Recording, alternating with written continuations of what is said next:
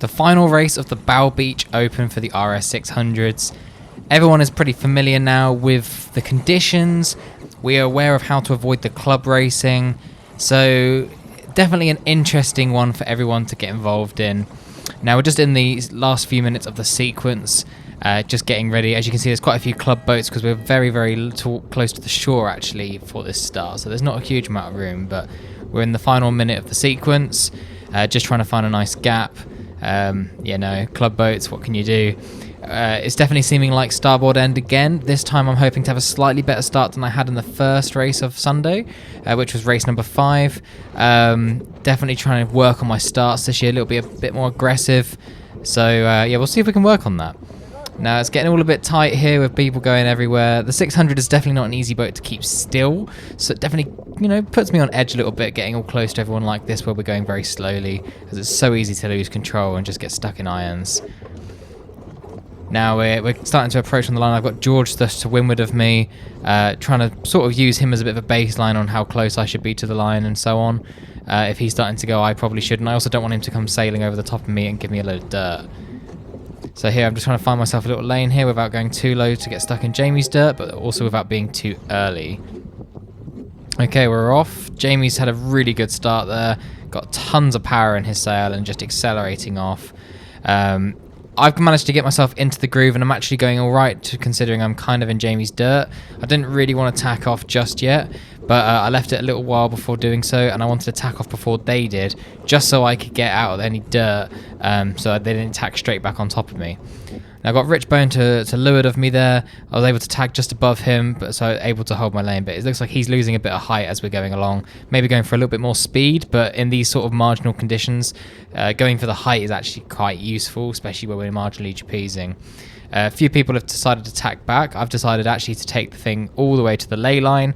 I've got really nice pressure coming down, as you can see on the left-hand side, and it's really paying off. So going a little bit further, once we go past this next, there's another gust there, we can see.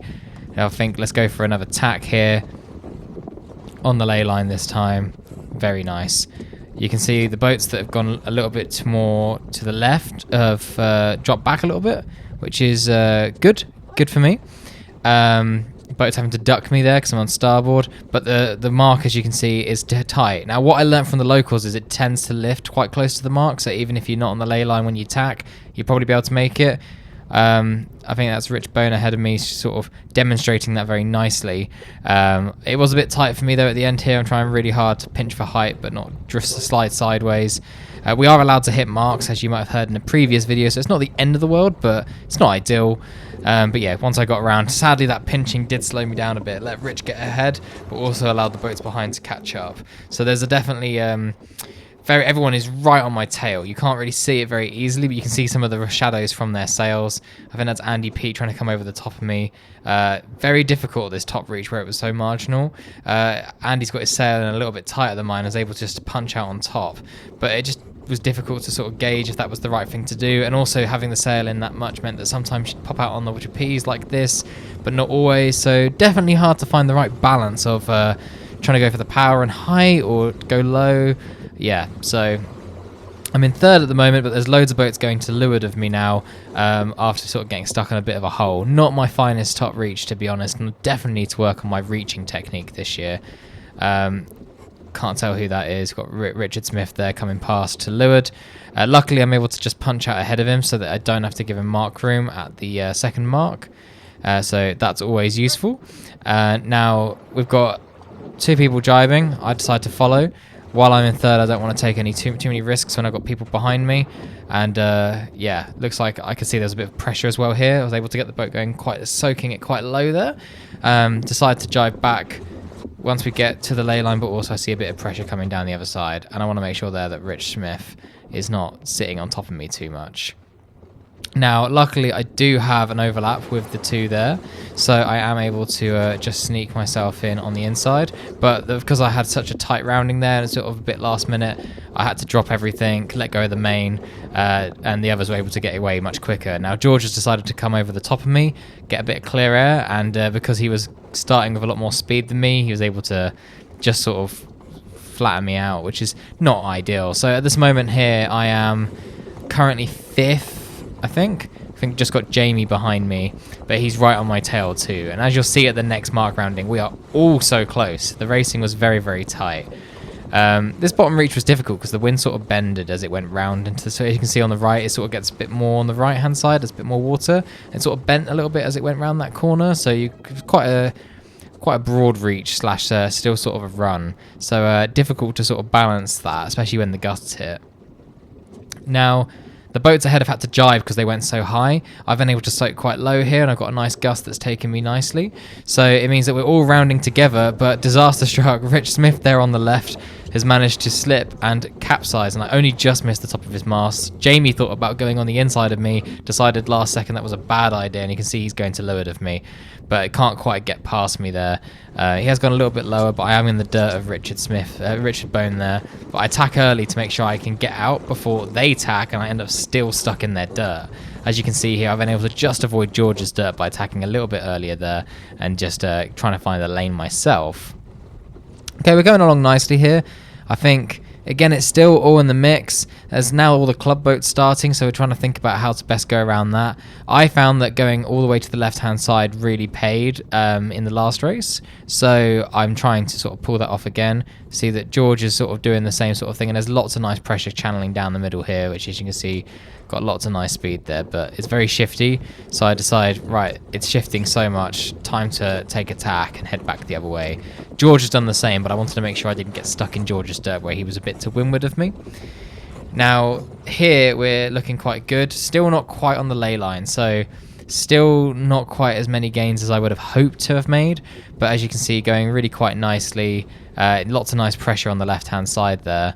Allowing me to take a few lifts. Now, they've tacked back and gone a little bit more to the left. Now, I probably should have done the same thing with Andy and George there, rather than sitting in the wall of dirt coming off the club boats. Now, as you can see, I'm still going quite nicely, but the issue is this starboard ley line is rubbish. As you get really close to it, it just completely comes to a halt. As you can see, I'm barely trapezing now. And I should have gone a little bit further because I saw Jamie and thought, well, if Jamie can go, I can go, but he's got a lift that's helped him get around the mark, and it's becoming quite difficult to do anything about. So let's see. See, the boats that tacked off and went a little bit more in the pressure on the left-hand side, they're rounding the mark now, just to show quite how much gain they made, considering I wasn't massively behind them. Whereas now they're quite comfortably ahead. And now we've got the club boats to sort of dice around with too, so definitely a difficult one. Now, Richard Bone, who was in the lead for the first lap, he's now behind me. I managed to get past him on that beat. So it shows that anything is possible, especially with these conditions. And yeah, these reaches were definitely big gains and losses to be made of whether you should go high, go for a bit of speed. Can you get it planing? If you can get it planing, can you maintain the plane? That was the difficult thing. So here I've got it planing really nicely, but not for very long. And it's also trying to go above those club boats who are going much lower, but now I'm going to have to soak lower to get to the next mark.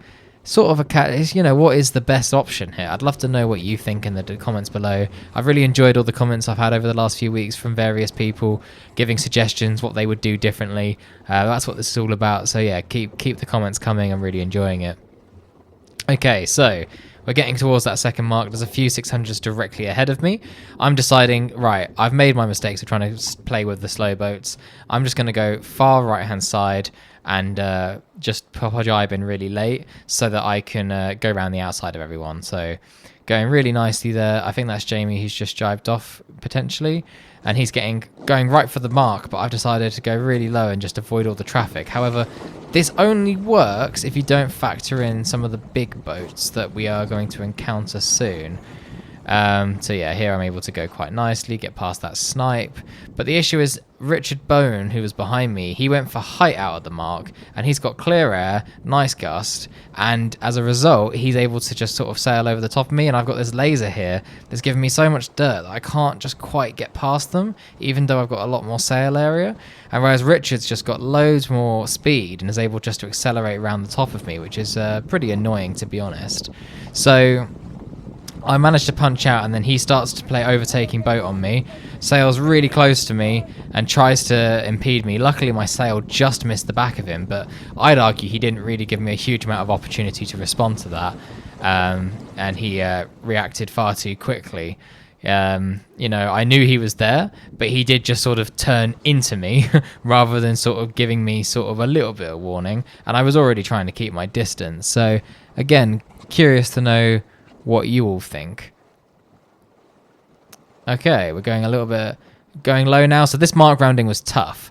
What's happening here is we've got loads of slow boats coming in. That lace has got to give room to all of us. Rich has got to give room to all of those boats, but he decides last second, rather than going around the outside, because he doesn't think they're going to round very tightly, he tries to take it up on the inside. Does ram the mark a little bit, whereas I find a nice little gap here between the 2000 and the 420 where I'm able just to punch ahead of that 420 and get myself into a lane, whereas Rich has managed to get himself into a bunch of dirt and is sort of limited for options, especially with how these double handers point. So this actually really worked out for me quite nicely to just go around the outside and find myself a nice little lane where there was a nice bit of pressure coming down.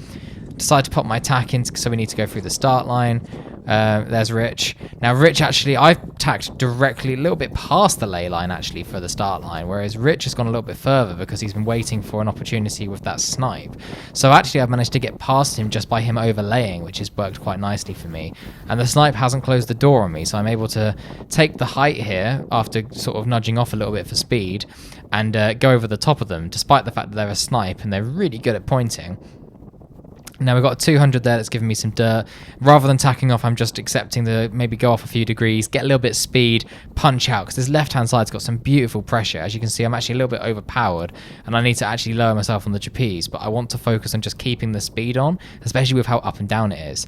See, this 200's got to duck me, beautiful. That 300 there's gone for attack, so I'm thinking after the 300 and that 100 on the right-hand side, I'll pop my attack in now on the ley line, and we'll go straight up the left-hand side, which I think Rich Bone tacked off fairly early, because he was in all of my dirt, but all of those double handers too, and decided to go up the right hand side, which in my opinion, just wasn't really paying, wasn't really worth the time. So going really nicely here. There's the 100. They're pointing really quite high, so I'm a little bit worried that they're going to squeeze me here. I just want to try and get over the top of them, so there's a nice gust that just helped me edge over the top, which is what I needed. And this has helped me get up into a much better position. We can see the first 600 there, I think, and the second one's gone around the mark. And now I'm just getting myself into a comfortable position where I think the three of them would round. So this is me and Rich fighting for fourth and fifth.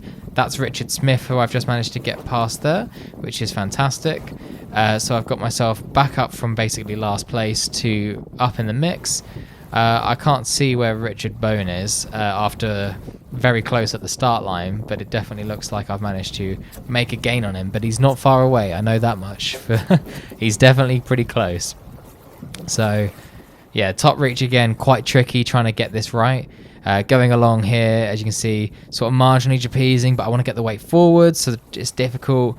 And we've got this, I think it's a National 18, which has a lot of dirt coming off it. So the last thing I want to do is sail below it, because it's like a flying 15, as you might have heard from my other videos. When you try and go below a flying 15, it just doesn't work.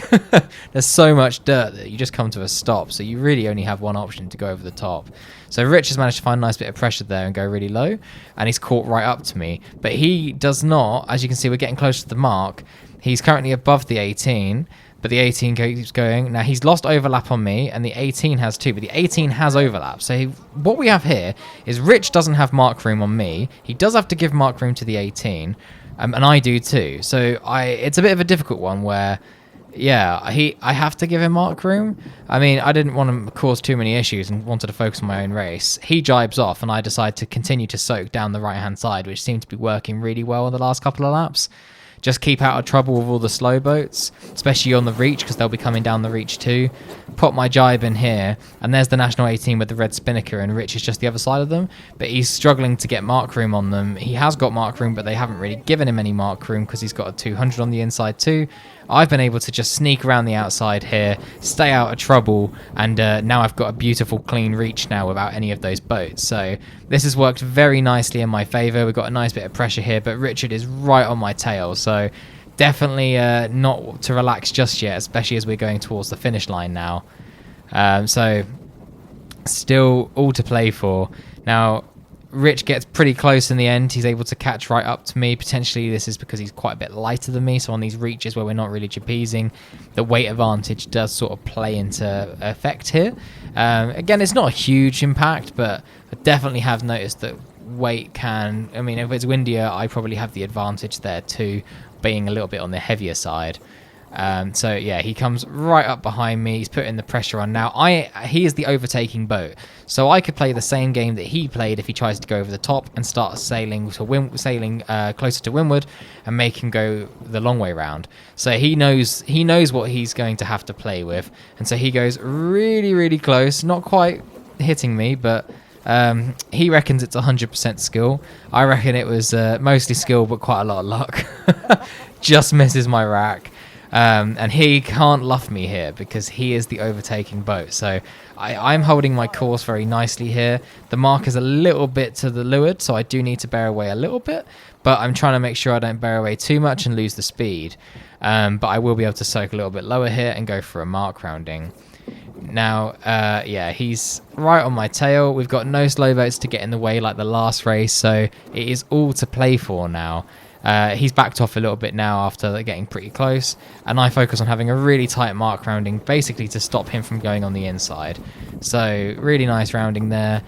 He decides to tack off quite early because he doesn't want to just sit in my dirt, and no one has ever won a race by following the other person on the same tack, unless you get a better rounding or whatnot. If he's going to sit directly behind me, he's limited for options, but I've managed to get a really nice gust here that is a bit of a shift there, actually, so I probably should have tacked about now. There we go. And I take that tack and take it for the finish. Now, Rich has already tacked, and as you can see, he is storming, whereas that was not one of my finest tacks, but I have less distance to travel, so the committee boat is near that 200 just next to my mast, and Rich is going really nicely, but I decide, I don't actually need to go for the full height. I can nudge off a little bit as that shift has sort of worked in my favour. He tacked a little bit early, right? And so he's got to go for the pin. But as you can see, I've had to sail a much shorter distance here. So it's going to be pretty close, but he gets put into a lull just before the finish. As you can see there, he's coming to a bit of a stop there, whereas I'm able to just get across the line about a boat length ahead. So super, super tight racing there between me and Rich. Just like at the Nationals, just like at the RS30 regatta at Hailing Island last year. So this will be resumed, I'm sure, maybe at the Inlands at Grapham in May and at the Nationals at Mounts Bay. So if you're interested in getting involved in the 600 class, I highly recommend picking up a boat. I'm going to do some videos hopefully soon to help with some of the maneuvers, boat setup and whatnot. So if you have any questions about 600s or skiff sailing, then do let me know. Yeah, I'm really curious to hear what you will want to see as well at the end of the day. So yeah, and hopefully I'll see some of you at various open meetings. We've got the Oxford Open coming up next week. I need to enter for that actually, so that should be quite good as well. But yeah, make sure to subscribe and like the video if you enjoyed this. It really helps out. And yeah, let me know what you think in the comments below.